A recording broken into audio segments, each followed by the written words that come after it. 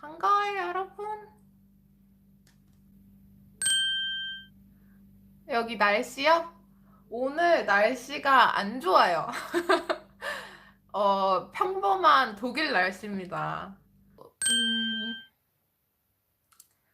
마페, 마페, 마페가 진짜 어렵죠. 저 같은 경우에는 마페를 한국에서 제가 만들어서 왔어요. 그래가지고 독일에서 많이 뭔가를 하진 않았는데, 제 경험상 한국에서 만드는 게 사실 조금 쉬운 면이 없지 않아 있는 것 같아요. 왜냐면 저희가 프린트하는 거나 이런 거를 굉장히 한국에서 하면 좀 더 편하게 할 수 있기 때문에 여기서 하게 되면은 좀 좋은 퀄리티로 프린트를 하려면 어디에서 해야 되는지도 잘 모르고 이런 게 있잖아요. 그래서 한국에서 하면 좋기는 한데, 사실 저도 한국에서 다 만들어 오고 독일에서 다시 추가 작업을 하긴 했어요. 다시 그림들을 좀 더 업그레이드해서 추가를 해가지고 내기는 했는데, 아무래도 마페가 좀 어렵죠. 어떤 전공을 하시려고 하시는지를 알려주시면 조금 더 좋을 것 같아요. 마페는 답이 없어서 제가 만든 게 무조건 옳습니다라고 말씀드릴 수가 없어서 조금 그렇기는 한데, 제가 기회가 된다면은 마페도 대충 어떤 식으로 제가 했는지를 한번 알려드리면 좋을 것 같아요. 마페 되게 어려워하시는 것 같아가지고. 그리고 아뜰리에 다니셨냐고 물어보셨는데, 저는 아뜰리에를 다닌 건 아니고 집에서 따로 제가 했습니다. 제 영상 보시는 분들은 거의 다 아시겠지만 저는 여러분 미대생입니다. 저는 지금 독일에서 미대를 다니면서 전공을 하고 있어요. 그리고 어학 시작하실 때 어학원 선택은 저 같은 경우에는 저는 한국에서 아예 선택을 해서 독일에서 바로 어학원을 다녔어요. 저는 독일에 와서 제가 어학원을 선택을 한 게 아니라 저는 한국에서 괴테를 아예 선택을 하고 한국에서 등록까지 다 맞춰놓고 온라인으로 그러고 바로 어학원으로 왔습니다. 저는 그냥 독일에서 바로 시작했어요. 어학원 선택하는 거 좀 어려워 하시는 분들도 꽤 계시는 것 같은데, 제 주변에도 있었고, 어학원 같은 경우에는 제가 볼 땐 두 가지인 것 같아요. 아예 와가지고 그냥 자기가 어학원들을 조금 다녀보고, 이제 돌아다녀 보면서 아니면은 뭐 가까이에 있는 데라던가 그런 데를 가가지고 그냥 등록을 하시는 분들이 계시고, 아니면은 아예 한국에서부터 좀 정보를 좀 모아가지고, 이 학원으로 가야겠다. 아예 정하고 오시는 분들도 꽤 많은 것 같아요. 그냥 한국에서부터 바로 정해서 그 어학원이 있는 도시로 바로 이사를 가신다던가, 뭐 그러시는 경우도 꽤 있는데, 어학원은 제가 조금 팁을 드리자면, 제 경험상 너무 싼 곳은 조금 비추해요. 아무리 가격이 저렴하다고 해도 사실 싼 데에는 조금 이유가 있는 법이거든요. 그래서 너무 싼 곳은 가지 않는 걸 저는 추천을 드리고 싶어요. 그렇다고 뭐 막 비싼 데가 항상 좋다는 건 아니지만, 싼 곳으로 가면은 조금 안 좋을 수 있는 경우가, 사실 클래스메이트도 굉장히 중요하거든요. 같이 수업을 듣는 친구들도 굉장히 중요한데, 이렇게 말하면 조금 조금 그럴 수도 있어요. 사실이기 때문에 제가 직접적으로 말씀을 드리면, 싼 곳으로 오는 친구들은 다 학교를 간다던가 여기에 오는 목적 자체가 조금 다를 수가 있어요. 예를 들어서 그냥 여기에서 와가지고 일을 하면서 살기 위해서 그런 학원을 가는 경우가 많기 때문에, 그러다 보면은 수업 진행 방식 자체가 조금 어떻게 보면 퀄리티가 조금 떨어질 수가 있어요. 저희는 정말 열심히 해서 학교를 가기 위해서 보통은 오잖아요. 그렇기 때문에 조금 방향성이 달라질 수도 있고, 분위기 자체가 조금 공부하는 분위기가 잘 안 잡힐 때가 있어요. 그렇기 때문에 너무 싼 곳은 조금 피하셔서 중간 정도 대의 가격을 보시고, 일단 너무 나는 모르겠다, 어디가 진짜 좋은지도 모르겠고 어딜 가야 될지도 모르겠고 아무것도 모르겠다 하면은 차라리 그냥 가격으로 보시는 게 조금 빠를 수도 있어요. 그리고 너무 걱정 안 하셔도 되는 게, 내가 만약에 다녀보고 진짜 너무 마음에 안 든다, 수업이 너무 별로다 하면은 그만두시면 돼요. 그만두시고 다른 학원을 찾아보시는 것도 방법이 있기 때문에 너무 걱정하지 마세요. 아마 다 괜찮을 겁니다. 처음 독일에서 시작하는 걸 추천하시는지 아니면 한국에서 조금 와서 추천을 하시는지, 제 개인적으로 생각으로는 독일에 와서 시작하시는 것도 나쁘지 않아요. 되게 많은 저희 한국 사람들이 항상 가지고 있는 약간의 딜레마라고 저는 생각을 하는데, 저희는 굉장히 완벽함을 추구하는 것 같아요. 무엇에 있어서든지. 그래서 그런지 독일로 오시는 걸 결정하고 나면은 가장 먼저 하시는 게 어학원을 끊는 것 같아요. 어학원을 다니는 게 정말 1순위로 가장 많이 하시는데, 음, 사실상 한국에서 아무리 어학을 많이 하고 오셔도 독일에 오면은 다시 해야 돼요. 굉장히 많은 분들이 들어보셨을 거예요, 이 이야기를. 근데 그 이유가, 일단 한국에서는 배워도 조금 더 문법 위주로 배우게 되잖아요. 왜냐면 회화보다는 문법을 좀 더 많이 잡기 때문에 문법 같은 거를 꼭 배워야 하지만, 한국에서 독일로 오는 순간부터는 이게 완전히, 뭐라 그래야 될까? 문법보다는 지금 당장의 그 생존에 달린 말하기가 조금 더 중요해지는 기 때문에, 와서 발음부터 시작을 해서 조금 더 다시 교정도 많이 해야 되고, 다시 이제 적응도 해야 되고, 귀도 트여야 되고, 이렇기 때문에 결국엔 와서 다시 해야 되는 경우가 생겨요. 심지어 한국에서는 내가 좀 더 높은 레벨이었는데 여기 와서는 더 낮은 레벨로 들어가서 다시 시작을 하기 때문에, 그럴 바에는 그냥 아싸리 여기 와가지고 새로 하시는 것도 나쁘지 않습니다. 어차피 다시 배워야 되기 때문에. 비원까지 한국에서 하고 왔는데 비투를 해야 하는데 꼭 학원을 다녀야 할까요? 네. 학원 다니시는 걸 전 추천해요.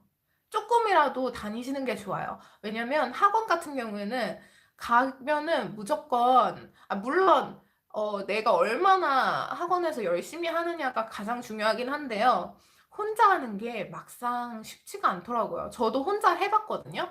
근데 혼자 하면은 사람이 이게 마음을 다잡기가 힘들잖아요. 그래서 아무래도 학원에 가는 게 좀 더 도움이 되고, 가장 큰 장점은, 학원에 갔을 때 가장 큰 장점은 바로 피드백을 받을 수 있다는 장점이 가장 크죠. 예를 들어서 내가 모르는 게 있으면은 그 다음날 가서 물어볼 수가 있다는 거. 그리고 정말 가장 큰 장점이라고 하는 건 글쓰기. 글쓰기를 다시 컨펌을 받을 수 있다는 게 학원을 다니는 가장 큰 장점이죠. 제가 혼자서도 해봤지만 글쓰기가 참 이제 난감해요. 나머지는 문법 같은 경우에는 혼자서도 하실 수 있어요. 그냥 책 보고 열심히 문제 풀고 하면은 괜찮은데, 글쓰기 같은 경우에는 누군가에게 그거를 검사를 받아야 되잖아요. 저희가 완벽하지 않기 때문에. 근데 주변에 독일인 친구들이 많다면 독일인 친구들한테 부탁을 할 수도 있지만, 사실상 그것도 매번 부탁하기가 힘들고, 그리고 이제 그 친구들은 그런 독일, 그런, 뭐라 그래야 되죠? 선생님처럼 그런 걸 배운 게 아니라 그냥 단지 모국어이기 때문에 가끔씩 문법적으로 설명이 안 될 때가 굉장히 많아요. 생각보다. 제가 문법적으로 이거는 왜 그런 거야? 라고 물어보면 잘 몰라요. 친구들이. 왜냐면 자기는 그냥 태어났을 때부터 쓰던 거기 때문에, 어, 뭐지? 약간 이렇게 되더라고요. 그렇기 때문에 좀 더 정확한 컨펌을 받으시려면 학원을 가시는 게 좀 더 좋아요. 그리고 아까 말씀하신 것처럼 배 아인스에서 베츠바이로 올라가신다고 하셨는데, 베츠바이로 올라가면은 굉장히 달라져요. 배 아인스랑 베츠바이가 좀 뭐라 그래야 될까요? 차이가 좀 커요. 그렇기 때문에 시간을 내셔서 그래도 기초부터 다지시는 게 좋기 때문에, 아마 제가 볼 때는 학원을 가시는 거를 추천을 드리고 싶어요. 큰 도시가 어학원이 좀 더 많긴 하죠. 그죠? 큰 도시가 많기는 한데 작은 곳도 나쁘진 않아요. 제가 생각할 때 그 도시의 크고 작고는 그렇게 중요하지 않습니다. 제가 살고 있는 곳은 지금 본이라는 곳인데요. 사실 작은 곳이 아니에요, 본은. 그렇게 작은 곳은 아닌데, 그래도 뭐, 예를 들어서 우리가 흔히 아는 슈투트가르트라던가 아니면은 뭐, 두셀도르프라든가 아니면 쾰른 뭐 이런 곳보다는 작죠, 아무래도. 그렇긴 한데, 작은 도시에 가시는 것도 나쁘지 않아요. 네, 어학원만 괜찮고 선생님만 괜찮으면은 도시의 크기는 중요하지 않습니다.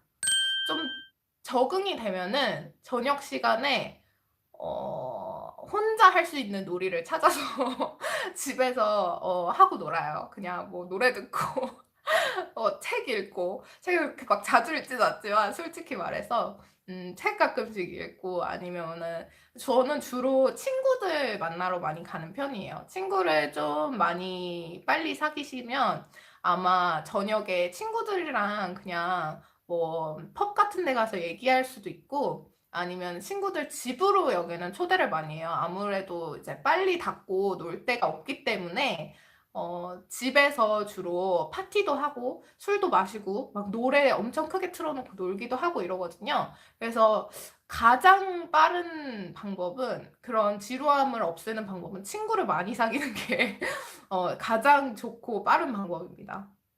그리고 은행 콘토 어디로 하셨어요? 도이치방크 괜찮나요?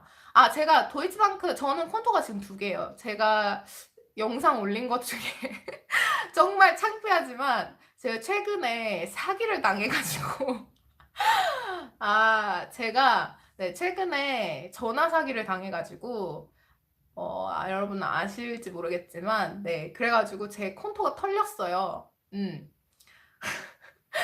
그래서 저는 원래 도이치방크 콘토를 쓰고 있었는데 그 콘토가 털리는 바람에 저는 이제 코머츠뱅크로 갈아탔습니다. 근데 도이치방크 콘토를 닫지는 않았어요. 가지고 두 개 다 가지고 있어요. 수수료 계속 내는 거는 물어보셨는데 독일 같은 경우에는 은행을 열게 되면 저희가 은행에다가 돈을 지켜주는 거에 대한 수수료를 내야 돼요. 되게 희한한 구조이긴 한데 저희가 그 콘토를 열 때 그 수수료를 매번 내야 되는데 수수료 가격은 아마 은행마다 조금씩 다른 것 같긴 한데 저는 한 번도 내본 적이 없어요, 수수료를. 왜냐면 저는 처음 도이치방크에서 콘토를 열 때 학생 통장으로 열었어요. 학생 통장으로 열게 되면은 수수료가 무료입니다. 수수료를 내지 않으셔도 돼요. 그렇기 때문에 근데 이제 학생이 아닐 경우에는 당연히 그 콘토를 열 수가 없어요. 그렇게 되면은 수수료를 내셔야 됩니다. 수수료는 내셔야 되고 학생이 되시면 만약에 그 콘토를 바꾸실 수는 있어요. 학생 콘토로. 그래서 처음에 학생 콘토를 열 수 없을 때는 여러 은행에서 콘토를 열 수는 없죠. 매 은행마다 다 수수료를 내야 되기 때문에 한 군데서만 여시고 학생이 되고 나시면 그 콘토를 학생 콘토로 은행 가서 바꾸시면 돼요. 그러면 수수료 안 내셔도 됩니다. 그리고 한국에서 가져와야 할 물품 중에 가장 필요한 게 뭐였는지 개인적으로 밥솥?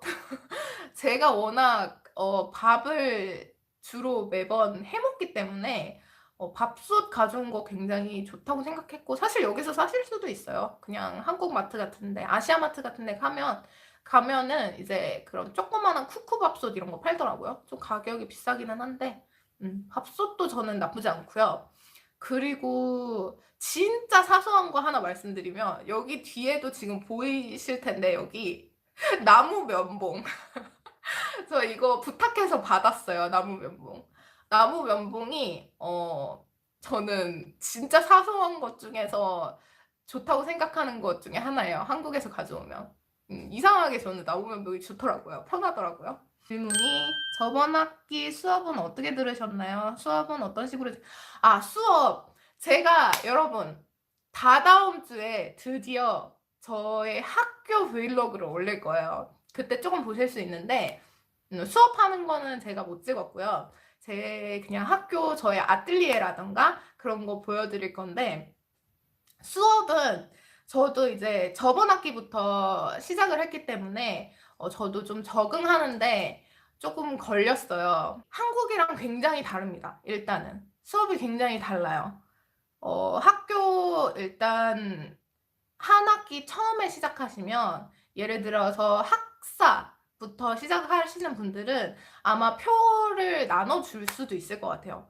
저 친구 보니까 그 표가 나오더라고요. 무슨 수업을 들어야 되는지. 그런 게 있는데, 만약에 석사부터 시작을 하시면 그게 없어요. 그래서 처음부터 자기가 다 그거를 해야 됩니다. 일단 수업 진행 방식은 자기가 학교에서 듣고 싶은 수업을 골라서 그거를 신청을 하시는 거는 한국에서나 비슷해요. 수강 신청을 하시고, 그리고 수업을 이제 들으시면 되는데, 그리고 과제도 당연히 있습니다. 미대생이기 때문에 과제도 있고, 그리고 콜로퀴움이라고 해서 저희 학교는 매주 수요일마다 이제 같이 그 담당 교수님이랑 그다음에 그 반 이제 친구들이랑 같이 토론 같은 거를 해요. 주제는 항상 다르거든요. 그리고 이제 같이 자기 작품 같은 것도 보여주고, 친구들 생각이나 아니면 교수님의 생각을 듣는 시간이라고 생각을 하시면 될 것 같아요. 그런 식으로 수업은 진행되고, 수업은 기본적으로는 수업 진행 방식은 교수님이 설명을 하시고 학생들이 수업을 듣고, 이거는 한국이랑 비슷해요. 그러고 이제 중간에 질문하고 뭐 그런 거는 비슷한데, 시스템이 좀 다르기 때문에 그거를 적응하는 게 굉장히 오래 걸리더라고요. 좀 시간이 좀 걸려요. 제가 직접 다 이제 다 짐 싸가지고 짐 다 옮기고 그랬어요. 그리고 저도 이제 본 내에서 다른 동네로 그냥 이동을 할 때는 저도 항상 택시로 이사를 했어요. 네, 짐 다 해가지고. 저는 가구가 없었기 때문에 어, 그냥 짐만 해가지고 택시로 저도 이사를 했습니다.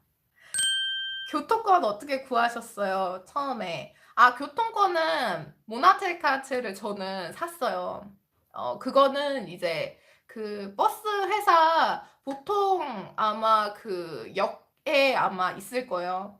역에 보통 그 교통권을 살 수 있는 곳이 있는데, 거기에서 한 달짜리로 사시면 돼요. 학생이 아닐 경우에는 그 교통권을 사야 되거든요. 아니면은 자기가 갈 때마다 이제 돈을 내고 타던가 그렇게 해야 되는데, 버스랑 기차랑 같이 동시에 탈 수 있나고 물어보셨는데, 네, 그거 한 달짜리 티켓 있으시면 버스도 타실 수 있고, 그 다음에 기차도 타실 수 있어요. 네.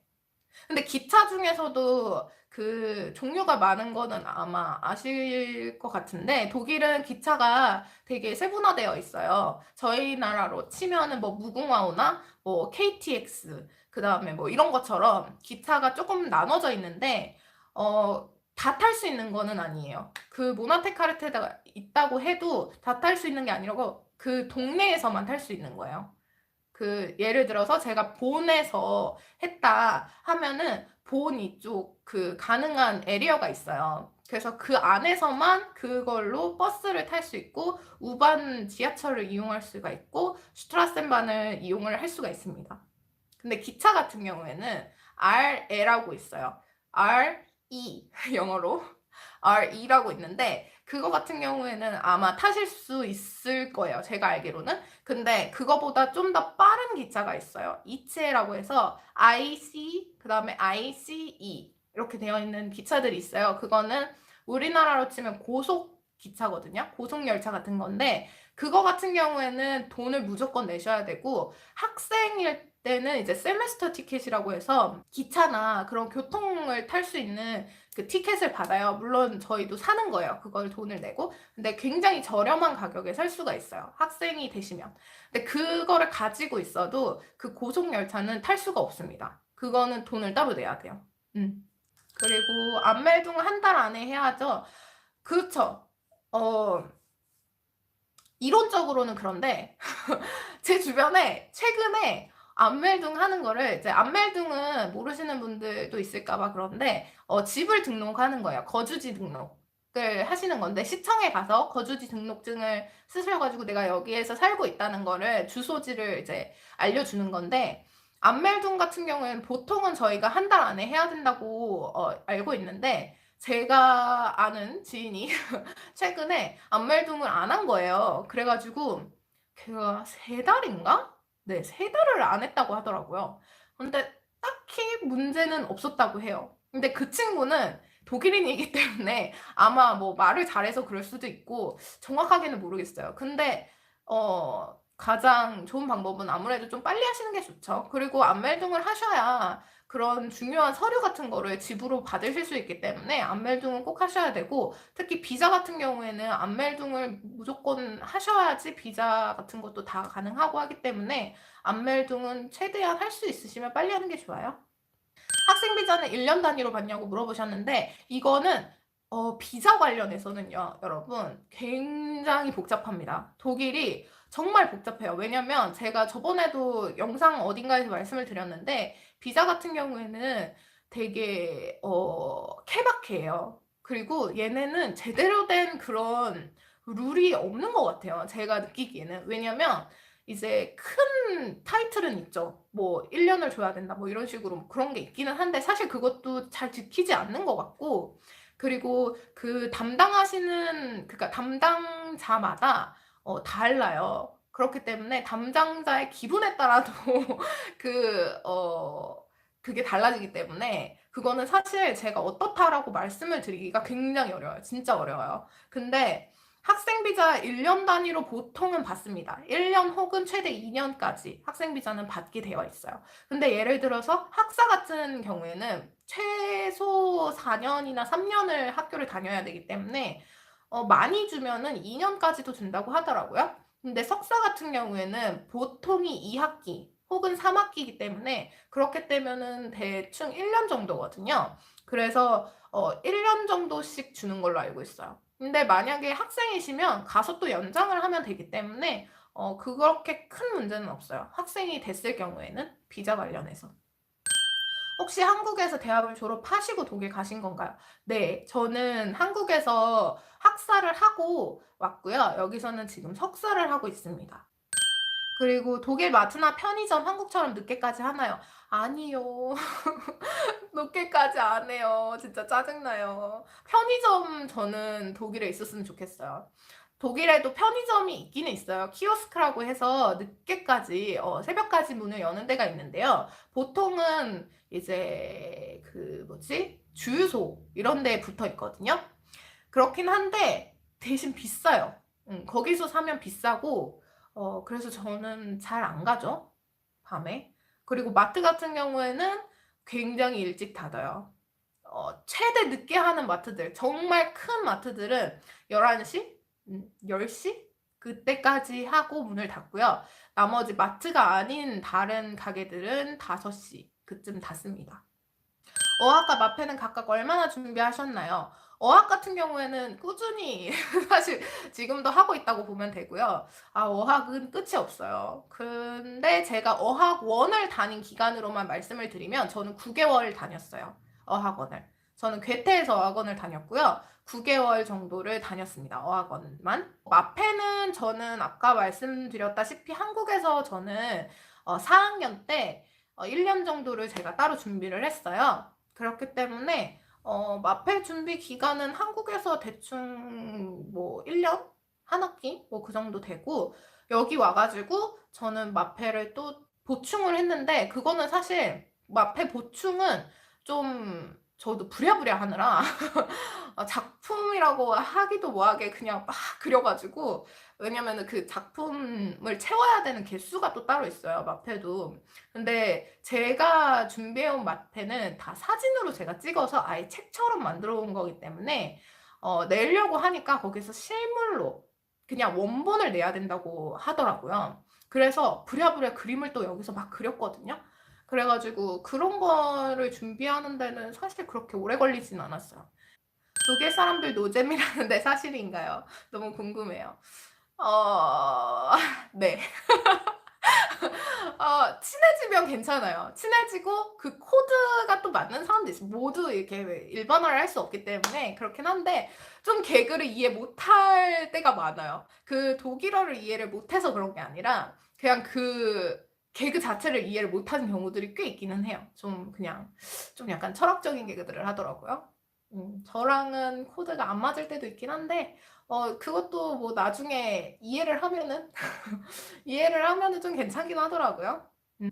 독일어를 들으려고 하는데 라디오나 영화 보시나? 네, 저는 처음에 제가 독일에 왔을 때는요, 몇 달이죠? 한 3달 동안은 한국어를 아예 안 들었어요. 저는 한국어를 아예 안 들으려고 노력했고, 한국어를 아예 안 쓰려고 노력을 했어요. 그래서 저는 이제 유튜브에서도 독일어만 듣고, 저는 못 알아들어도 그냥 틀어놨어요. 그리고 라디오도 저는 들었고, 음. 그렇게 하면은 귀가 좀 빨리 트이긴 해요, 사실. 그리고 모든 언어의 가장 빠른 길은 일단 귀가 트이는 거거든요. 그래서 귀 트이는 게 먼저 되다 보면은 그 다음 거는 이제 자연스럽게 조금씩 넘어가게 되긴 하지만 말하기 같은 거는 조금 다르긴 한데 사실상 어쨌든 귀 트이는 데에는 많이 들으시는 게 좋아요. 저는 넷플릭스도 보고 있거든요. 그래서 사실 솔직히 말하면 지금은 넷플릭스 영어로 보긴 하는데 그냥 독일어 듣기 싫어서 그냥 자막 깔아놓고 영어로 보기도 하고 막 그러는데 어쨌든 처음에 왔을 때는 최대한 싫어도 들으려고 노력을 하시면 조금 빨리 하실 수가 있어요. 독일이 다른 유럽 나라에 비해서 인종차별이 덜 하다고 하다는데 정말 그런가요? 아, 인종차별은 제가 예전에도 영상에서 얘기를 했는데 일단 인종차별 없는 나라는 없어요. 없고 한국에서도 인종차별 굉장히 많고 독일에도 인종차별 없지 않습니다. 덜하고 적고의 문제는 있을 수 있다고 저는 생각을 해요. 그리고 그거는 지역마다 달라요. 독일도 전체가 다 인종차별이 덜해 라고 말하기가 조금 어려운 게 참 아이러니하지만 도시 쪽으로 가면 인종차별이 오히려 심한 경우가 있어요. 오히려 거기에는 한국인도 많고 다른 유색인종들이 더 많은데도 불구하고 작은 데보다 더 인종차별을 심하게 하는 경우도 있고요. 너무 자주 봐서 그런 걸 수도 있는데 그런 경우도 있고 또 반대로 이제 너무 작은 동네는 신기해서 왜냐면 그런 유색인종들이 그렇게 많지가 않은 동네에 와 있으니까 그래서 그런 경우도 있고 사실상 네, 인종차별 문제는 좀 어렵죠. 근데 덜하다 글쎄요. 저는 개인적으로 그렇게 심하게 당한 적이 아직 없어요. 그냥 길 가면서 뭐 니하오나 뭐 칭챙총 이런 소리는 이제 뭐 듣기는 하는데 사실 저는 그런 거에 별로 신경 안 쓰거든요. 그냥 진짜 무시하고 지나가는데 기분이 나쁘지도 않아요. 이제 사실상 그냥 아 뭐 들리지도 않아요. 사실 귀를 이렇게 닫고 자동으로 이제 귀가 이렇게 막히나 봐요. 그런 얘기를 들으면 필터링이 돼서 그렇게 기분이 나쁘진 않은데 있긴 있어요. 그런데 저는 개인적으로 제가 생각하는 심한 정도의 수준으로 아직까지는 제가 어떤 심한 정도로 제 스스로가 생각을 하는지 모르겠지만 제 기준으로 아직 엄청 심하게는 듣지 못했습니다. 그다음에 독일로 교환학생 가려고 하는데 독일 추천하시나요? 네. 저는 독일에 있기 때문에 추천합니다. 일단 뭐 제가 사실 다른 나라에서 살아보지 않았기 때문에 뭐 어디가 좋아요라고 얘기하기가 조금 그렇긴 한데 일단은 제가 독일에 살고 있기 때문에 독일로 오시는 것도 나쁘지 않다고 말씀드리고 싶어요. 그리고 교환학생 전체적으로 제 개인적인 생각으로는 교환학생 자체가 저는 굉장히 추천드리고 싶은 거라고 생각해요. 자기가 여건이 맞다면 어, 교환학생을 가는 거는 어느 나라든 교환학생 가는 거는 저는 적극적으로 좀 추천을 드리고 싶어요. 현재 독일어 레벨이 어느 정도인가요? 베스파이까지 하려고 하더라고요. 하라고 하더라고요. 아, 네. 한글을 못 읽나 봐. 아, 저의 독일어 레벨 실력. 저는 독일어를 그렇게 잘하지는 못해요. 저도 잘하지 못하는데 저는 아직 체어디피카스를 안 땄어요. 저도. 저는 따긴 따야 되는데 제가 사실 시험을 저도 봤어요. 근데 저 같은 경우는 체아인스 혹슐레 시험을 봤거든요. 텔크 체아인스 혹슐레라고 그거는 또 그러니까 텔크 체아인스가 아니라 텔크 체아인스 혹슐레 시험이 또 따로 있어요. 그거를 이제 학교들이 다 거의 그것도 공통적으로 받아주는데 어, 어렵더라고요, 굉장히. 저 같은 경우에는 그 시험 봤는데 일단 결론을 말씀드리면 떨어졌어요, 저는. 근데 제가 이제 그거는 말하기랑 필기 시험으로 봐요. 필기 시험 같은 경우에는 안에 듣기, 쓰기, 읽기 이렇게 들어있고 그다음 말하기만 점수가 따로 나오는데 사실 말하기는 저는 통과를 했어요. 자랑을 하자면 만점 기준으로 3점이 부족해서 3점이 부족했고요. 근데 이제 필기 시험에서 통합 점수에서 제가 40점이 모자랐어요. 그래가지고 그 뒤로는 너무 열이 받아가지고 네, 한 번 더 시도를 했는데 그 다음에는 듣기랑 아니다. 읽기에서 제가 또 굉장히 좋은 점수를 받았는데 쓰기에서 이상하게 점수가 너무 낮게 나온 거예요. 심지어 많이 썼는데 제가 그거를 이해를 아직도 못하긴 하겠는데 근데 똑같이 또 40점이 모자라게 나온 거예요. 그래가지고 그 뒤로는 안 봤습니다, 시험. 그래가지고 저는 시험 안 봤고요. 근데 저도 요번에 시험 봐야 돼요. 그래서 저는 그냥, 저도 배츠바이까지 필요하기 때문에 그냥 배츠바이 시험 보려고요.